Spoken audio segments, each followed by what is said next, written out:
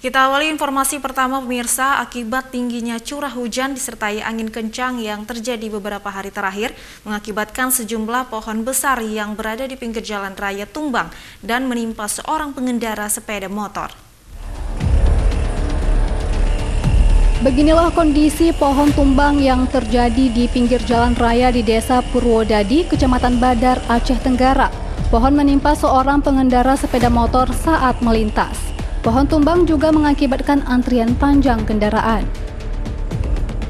Kendaraan yang melintas di lintas Kabupaten Aceh Tenggara menuju Gayolues terpaksa harus mengantri panjang hingga 2 km.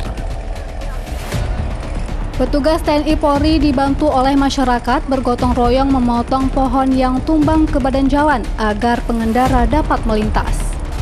Kapolsek Badar Aceh Tenggara, Ibda Irwansyah Putra mengatakan seorang pengendara sepeda motor yang melintas yang tertimpa pohon dievakuasi ke rumah sakit terdekat.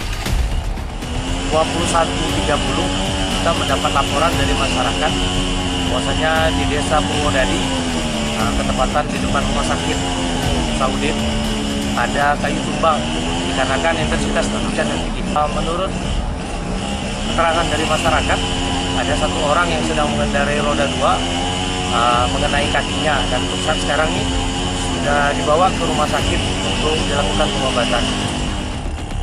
Setelah hampir 2 jam terjadi kemacetan, petugas TNI Polri dibantu oleh warga berhasil membersihkan pohon kayu yang tumbang ke badan jalan. Dari Kabupaten Aceh Tenggara, Medi Arjuna, iNews melaporkan.